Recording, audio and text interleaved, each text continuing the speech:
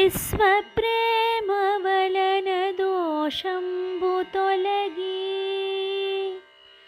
విశ్వప్రేమవలన దోషంబు తొలగి విశ్వాసముంచిన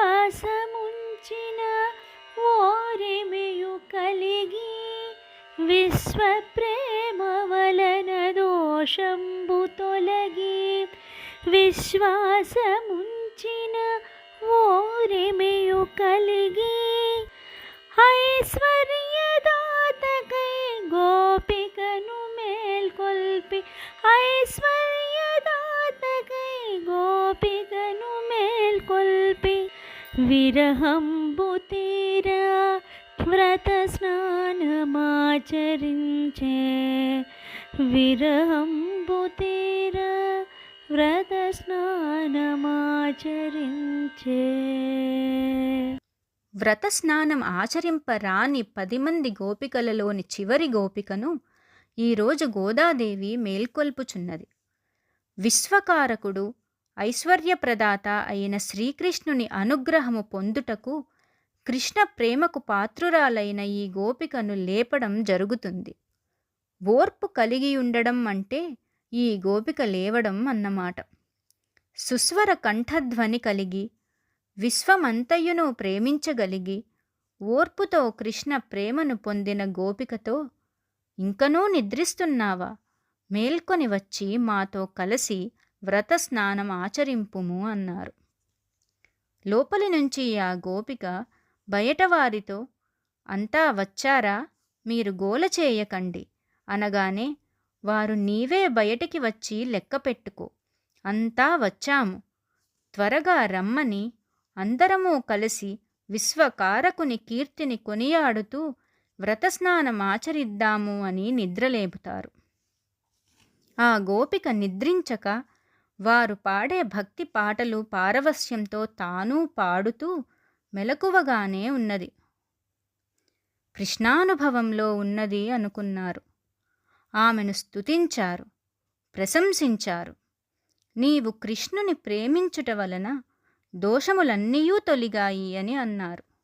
నీకు ఓర్పు ఎక్కువ అన్నారు. ఆ మాటలు ఆమెను ఆక్షేపించునట్లు పొగుడుతున్నారని అపార్థము చేసుకొని తిరిగి సమాధానములిస్తుంది. నీ నోటి దురుసుతనము మాకు తెలుసు అని బయటి గోపికలు బదులు పలుకుతారు. అందరి మనసులు మంచివే అయినప్పటికీ భావాలు సరిగా అర్థము చేసుకోలేక అపార్థములు చేసుకుంటారు.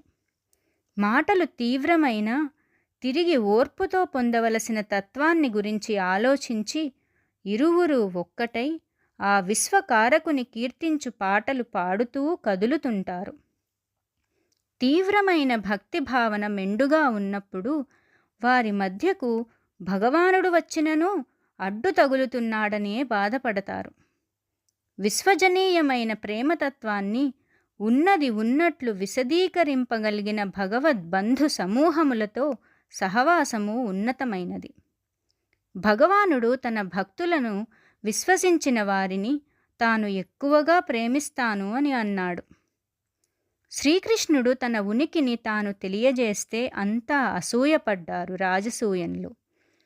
భక్తులైన భీష్మాదులు భగవానుని గొప్పతనాన్ని శ్లాఘిస్తే అంతా ఆనందించారు.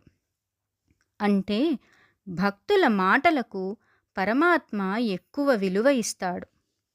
సర్వాంతర్యామి అయిన పరమాత్మతో బంధం ద్వారానే భక్తజనుల సంబంధ బాంధవ్యాలు పెరిగి దోషరహిత విశ్వప్రేమ జనిస్తుంది.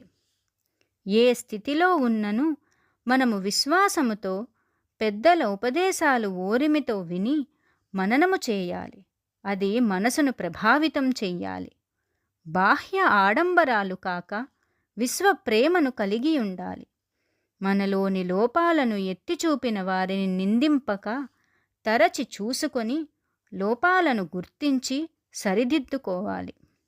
ప్రకృతి అయిన చలి, ఎండ, వానలను ఎదిరించక సాధనతో మన శరీర తత్వాన్ని వాటికి అనుగుణంగా మలచుకోవాలి. అప్పుడు ఓర్పు అలవడుతుంది. విశ్వకారకుడు ఐశ్వర్యప్రదాత అయిన శ్రీకృష్ణుని సాంగత్యము కొరకు భక్తులను ప్రేమించి విశ్వప్రేమ పొందుటయే పరమావధిగా పెట్టుకొనవలెను. దాని కొరకై ఈరోజు చివరి గోపికను ఓర్పుతో ఆండాళ్ తల్లి మేల్కొల్పుచున్నది.